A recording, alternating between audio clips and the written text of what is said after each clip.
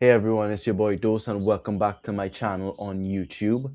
Today we're going to be talking about yesterday's games in the FIFA World Cup, including the two routes by European teams. But before we do that, make sure you like, comment, share, and subscribe. I really appreciate you. And without further ado, let's get straight into the video. Firstly, we're going to talk about the more competitive games, starting with Netherlands versus Japan, which for me was the most anticipated game of the day. I predicted a 2-1 Netherlands win, but watching the game, I felt very different about my prediction and the way I expected Netherlands to play. Looking at the lineup, the Dutch were very strong in defense and midfield with the likes of Van de Ven, Van Dijk, Van Hekke, and Dumfries, and then De Jong, Gravenberch, and Reinders in the midfield. The attack was a bit suspect with Gakpo on the left and Marlin, who's not really a striker, but he was in strike in the middle. And the only one who seemed to push forward, which was Crescencio Somerville on the right wing. The game started well, but Holland's bright orange kit seemed to create a sort of a glow around each player through the camera. It looked pretty cool, but it was a bit distracted. That aside, both the Dutch and Japan had early chances, but it was evident Japan were more confident in their identity and took the game to the Dutch. The Japanese were controlling possession and creating chances, which seemed to make the Dutch a bit nervous. And the game produced a good tempo with both sides knocking the ball around well and ensuring there was a flow to the game while they settled in. The hydration break paused the proceedings and the teams came out still creating chances. Japan had a good chance in the 27-minute mark, but they didn't get a shot off, which was unfortunate.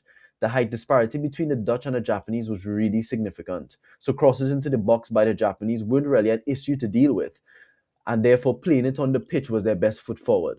No pun intended. The Netherlands then had a really good spell of possession, with Dumfries time and time again making runs into the opposition box to try and create a chance because there was a real lack of creativity in the midfield from the Dutch. The only chances they seemed to create were from set pieces or crosses. The latest, a 33rd minute corner by Reinders and Marlon with the header, but he was off target. Reinders seemed to be on his game delivery wise, but that may have just been the Dutch who were first to every ball in the air because of their height. Holland continued their spell of possession into the 35th, Gakpo having a decent chance, but he looked off it all night. Every time he tried to cut in to get his patented shot away, the Japanese were there to hinder his progress. In the 42nd minute, Japan's Nakamura had a great chance to take the lead, but good defended by Jean-Paul Van Hekke denied the midfielder. Japan had their turn for a good spell of possession and generally looked the more threatening and willing to engage in more risk-taking than the Dutch. Another good corner by Reinders, though, closed the half on what I would describe as a mostly cagey affair. The second half began, and you knew it would have been better than the first, with the deadlock being broken at some point. The half again started with a good tempo, and then all of a sudden the game burst into life. A free kick and subsequent cross into the box by the Dutch saw Van Dijk unmarked in the box, given a free header, which he expertly dispatched in off the far post. It was a beautiful cross by Ryan Gravenberch. Netherlands were up 1-0 and Japan could have felt a little hard done by given they were the better team up to that point. 6 minutes later, though, Kubo on the left wing found Nakamura, who fired an equalizer past Verbruggen. I remember watching the Japanese in the first half not shoot as they were looking for the perfect opening, and I told myself sometimes you just have to shoot to give yourself and your team a chance. Nakamura shot not fully knowing that it would have been a great shot, gave his team and himself a chance by shooting, and it went in a sublime finish from the top of the box. With both teams getting on the score sheet, the game began to open up a bit more. The Dutch were pushing to restore their one-goal advantage when a great behind-the-door pass from Gravenberch saw Somerville cut inside and whip an absolute curler in off the far post. A quite sublime finish. Suzuki had no chance. As soon as it looked like the teams were going to go blow for blow, with Japan's Kubo striking from just on top of the box and it whistling just above the bar by inches, the dreaded hydration break paused proceedings in the 67th minute. Game resumed and Holland making a triple change, taking off Somerville, which I didn't get because he just scored a screamer, which meant he was in rhythm. But following the substitutions, the Dutch had two chances, one from Gakpo, cutting in from the left, and a Van Hekke header in from a newly subbed Memphis Depay, who became the fourth most capped player in Netherlands history. Japan made a triple change of their own. Subsequently, the Japanese seized control of the game in the second half and were creating multiple chances as they pushed for an equalizer. Then in the dying embers, Japan turned their weakness of corners into a strength through substitute Ito's corner, who finds Ogawa helping it on to Kamada to power it home. 2-2, and Japan had come from behind twice against the 8th ranked team in the world. Netherlands tried to recover at the end, but the damage was already done, and they had to humble themselves with a draw versus the relentless Japanese. Moving on to the second game of Group E, it saw Ivory Coast take on Ecuador in Philadelphia, and I predicted a low-scoring affair, and it did end up 1-0 in favor of Ivory Coast, but the flow of the game was not what I expected, and it was also probably one of the most bizarre matches I've ever seen. Ecuador started the game the more comfortable of the two sides, looking more confident in possession, while it took some time for Cote d'Ivoire to settle in. When both teams got their footing, it was clear to see that Cote d'Ivoire was a more progressive team and had more talent within their ranks. Ecuador then had a scintillating spell of possession, starting off with Yeboah picking Agbadou's pocket and bent a left-footed strike on top of the crossbar, which left it shaking. It was a wonderful strike. The hydration break paused the game, and 6 minutes after the resumption, Caicedo intercepted the ball in midfield, playing it to Vite. Threaded it through for Mida, who opened his body and bent a cracking shot that again cannoned off the crossbar. Ecuador doing everything right, but just unlucky with the spot of contact. This woke Ivory Coast up a bit though. Diamante, whose pace and power seemed to overwhelm Piero Hincapié. I've never seen a Champions League finalist defender get burnt like that before. He just got burnt on the wing from Diamante. Ecuador must have been kicking themselves with those two unlucky opportunities though, as Cote d'Ivoire had a sustained spell of good possession, powered by Pepe and Adiamante. The halftime whistle came and brought an end to a tightly contested 45 minutes. It seemed to be a game of power between two physical teams from Africa and South America. Two teams emerged from the dugout, and the game followed the tempo of the first half, with Enner Valencia and Diamante trading chances in the 46th and 49th minute respectively. Then minutes later, Pepe released Diamante, who delivered a lovely ball for Wahi, whose shot also crashed off the crossbar. It seemed like both teams were inching closer and closer to a breakthrough. Ivory Coast continued to control the game, with some chances for Ecuador, but Diamante kept pushing for the Ivorians to get a goal. The game became a bit scrappy in the latter stages. Substitutions made by Ivory Coast saw Ahmad receive a cutback from Singo, who was allowed to run free on the wing, and the former side-footed a precise shot in off the post this time to surely win the game. Ecuadorians' hearts were crushed as Ivory Coast secured all 3 points after a physical and tense affair in Philadelphia. The Ivorians claimed all 3 points and turned their attention to a round 2 clash with the Germans in Toronto. Speaking of the Germans, what y'all all want to tell all you Germany fans up there? You guys are, you guys.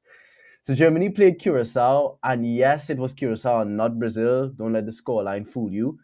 Germany beat the debutants 7-1. A game that was really a practice match by all accounts. They dominated from start to finish.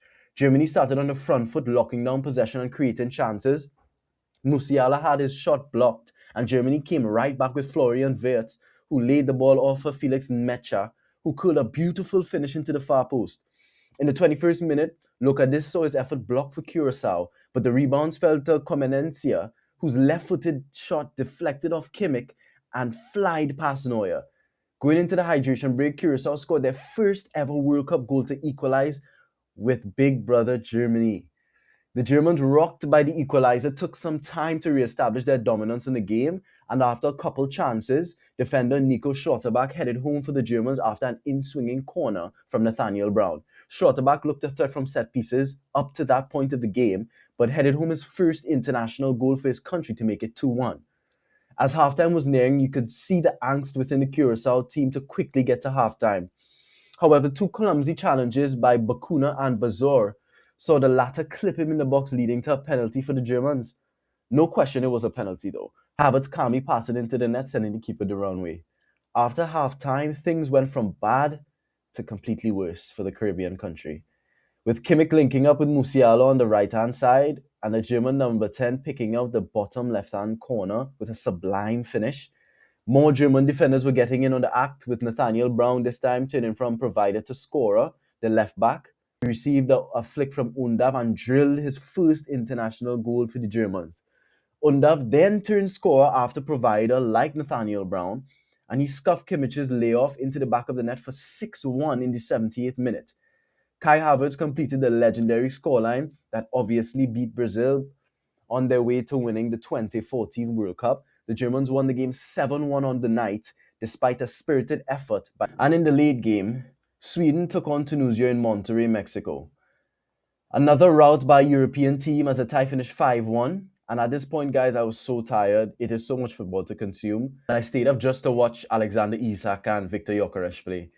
I was pleased I got to see them in action. Two of the top strikers in the world.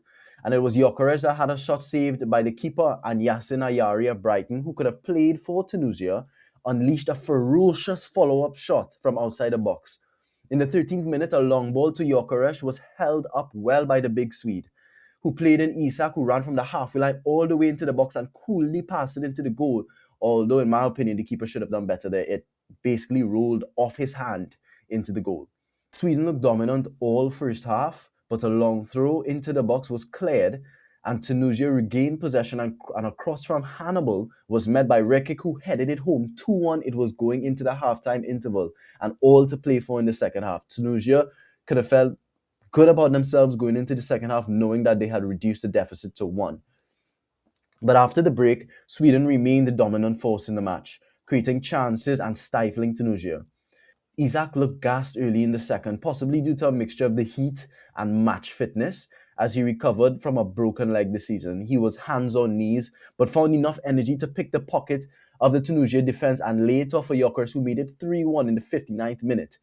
And then a moment after making his appearance off the bench, Svanberg fired a volley into the net after an Isak backheel. VAR intervened briefly because of a possible shout of offside, but it was waved off and the goal stood, making it 4-1. Ayari later doubled his tally with another venomous long-range effort laid off by Bergvall. The midfielder scored the first and last goal for the Swedes in a dominant performance in Mexico. Okay, guys, looking ahead to the fixtures today, at 12 p.m. in just about 45 minutes, Spain will be playing Cabo Verde.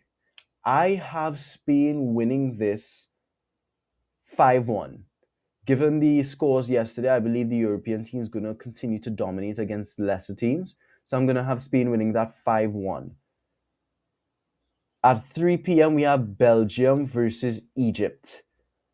I'm going to go for a rather low-scoring affair here. I'm going to go Belgium 2-1. Mohamed Salah to score for the Egyptians. At 6 p.m., we have Saudi Arabia versus Uruguay. I have Uruguay winning it. I believe Uruguay is just a better team. I have them winning it 2-0. And later tonight, in the late game, we have Iran playing New Zealand. Some good storylines there, huh? I have, surprisingly, I have Iran winning this just based on what's going on in the world. I believe they're going to have a battery in their back and they're going to look to make an impact at this year's World Cup in the United States. I believe this Iran versus New Zealand game is in Los Angeles, so I think I'm going to take Iran to win it 1-0, slim margin. Okay, guys, so that brings us to the end of our video. Make sure you like, comment, share, and subscribe. Let me know who you guys have today in the matches with Spain against Cabo Verde, Belgium versus Egypt, Saudi Arabia against Uruguay, and Iran versus New Zealand. I'd like to hear all your score predictions, and I'll see you all tomorrow for the next one. Peace.